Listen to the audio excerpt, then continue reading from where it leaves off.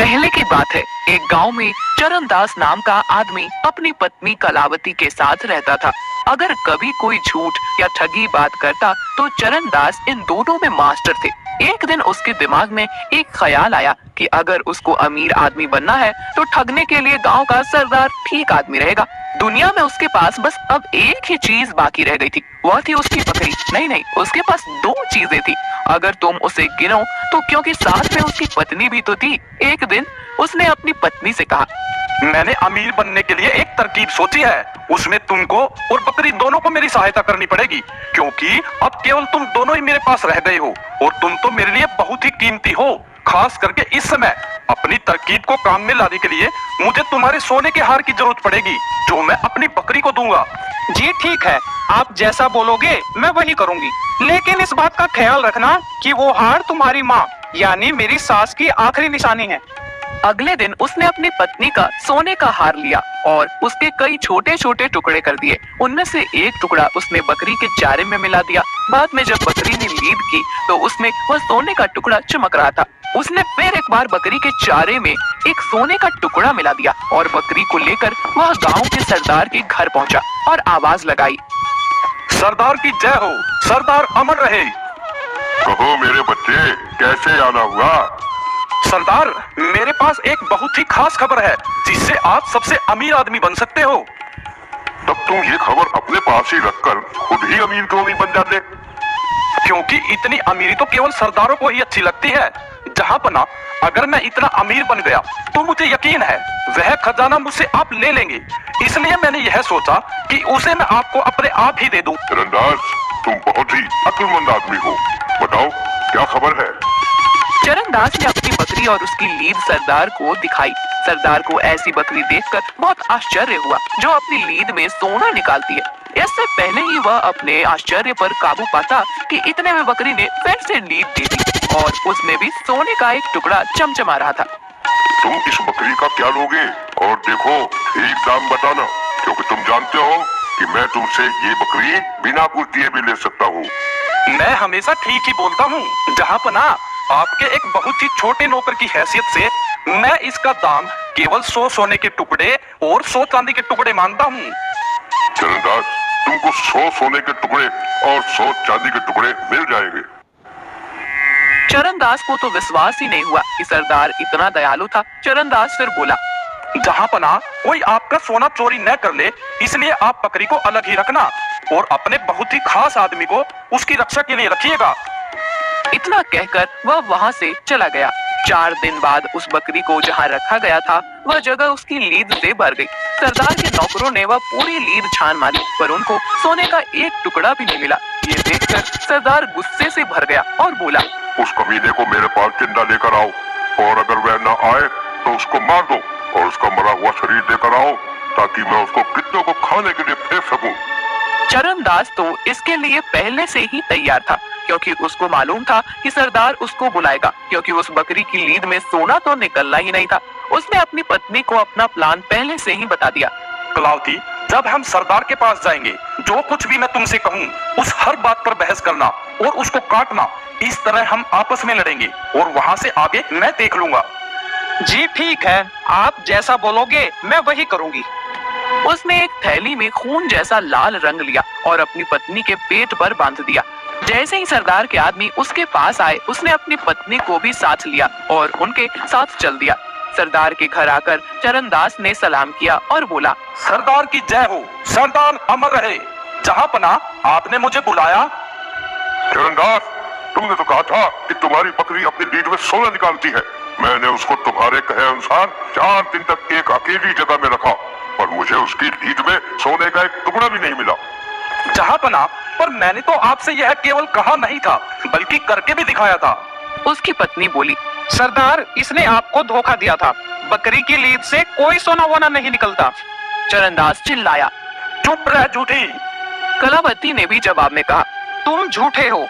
चरणदास ने गुस्सा होने का बहाना करते हुए अपनी पत्नी को बहुत डांटा। फिर उसने अपना छोटा सा चाकू निकाला, उसके पेट पर लिपटा हुआ वह थैला काट दिया।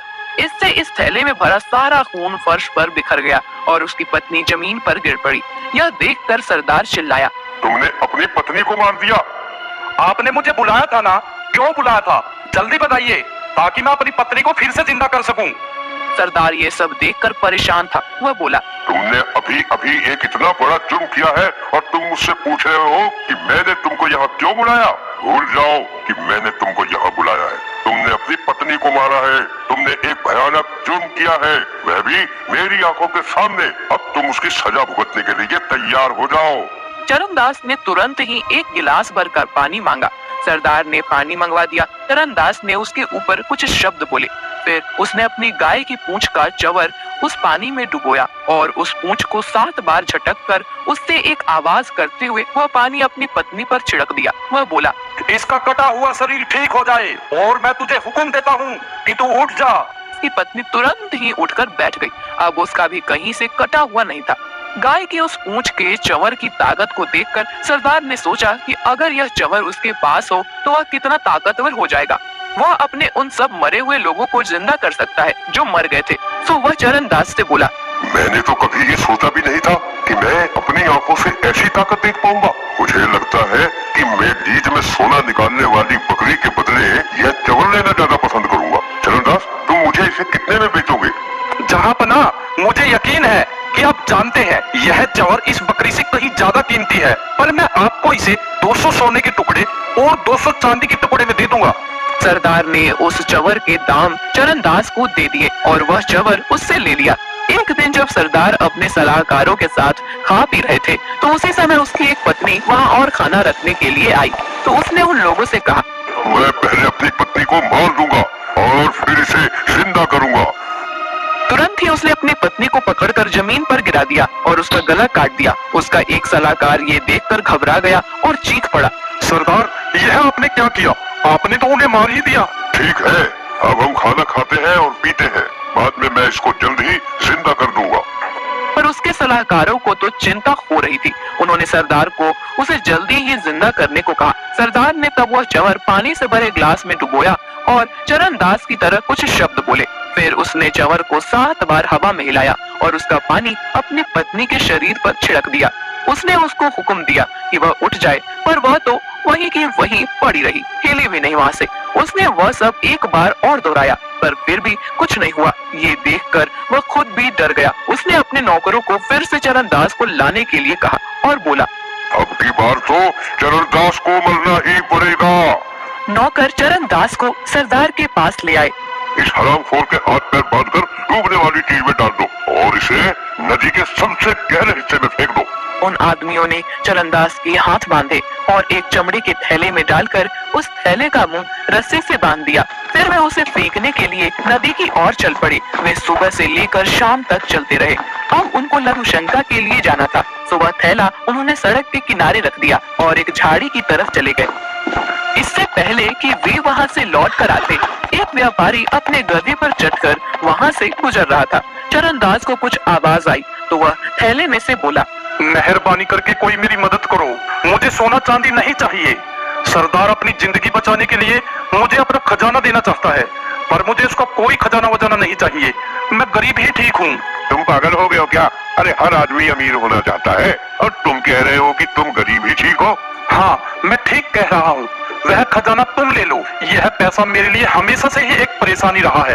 तुम मुझे खोल दो और तुम मेरी जगह इस थैले में बैठ जाओ। मुझे वह खजाना नहीं चाहिए, वह खजाना तुम ले लो। उस आदमी ने तुरंत ही वह थैला खोला, चरणदास को बाहर निकाला और खुद उस थैले में बंद हो गया। चरणदास उस आदमी के गधे पर बैठकर वहां से चला गया। कुछ ही देर में सरदार के आदमी लघुशंका से वापस आ गए। उन्होंने वह थैला उठाया और उसे उठाकर चल दिए। उनमें से एक बोला, आखिर चरणदास, तुम हमारे हाथ लग ही गए। अब तुम किसी को धोखा नहीं दे पाओगे। हम तुम्हें अब नदी में फेंक देंगे। वो आदमी ये बातें सुनकर थैले में से चिल्लाया, नहीं नहीं, मैं चरणदास नहीं हूँ, मैं हूँ, मुझे खोल दो। हाँ हाँ, वह तुम ही हो, वह तुम ही हो। ये कहकर उन्होंने उस थैले को नदी में फेंक दिया और सरदार के पास लौट गए। पर इससे पहले कि सरदार के नौकर उसको सारी खबर बताते कि चरणदास गधे पर सवार होकर वहां आ पहुंचा। सरदार तो उसको देखकर कुछ बोल ही नहीं सका। चरणदास सरदार से बोला, सरदार, सरदार, आपके पुरखों ने आशीर्वाद भेजा है। अच्छा हो अगर आप भी उनसे मिलने वहाँ चले जाए। वे आपको बहुत याद करते हैं। वहाँ सोना और चांदी टनों में है। वे चाहते हैं कि आप खुद वहाँ जाकर वह सोना चांदी ले आए। आपको वहाँ जरूर जाना चाहिए जहाँ मैं गया था। जब तक आप वहाँ से लौटकर नहीं आते तब तक मैं यहाँ रहता हूँ। यह सुनकर सरदार ने अपने गांव वालों को बुलाया और उनसे कहा, चरणदास ने मेरे पुरखों को देखा है। मैं भी उनको देखने जाना चाहता हूँ। जब तक मैं उनके दर्शन करके नहीं आता तब तक यह चरणदास ही तुम्हारा सरदार रहेगा। चरणदास ने सरदार के नौकरों से सरदार को वैसे ही चमड़े के थैले में बांधकर नदी के सबसे गहरे हिस्से में फेंक देने के लिए कह दिया। सरदार के आदमी सरदार को थैले में बांधकर नदी पर ले गए और उसको नदी में फेंक दिया। चरणदास ने उस गांव पर कई सालों तक राज किया और जब सरदार वापस नहीं आया तो वह उस गांव का असली सरदार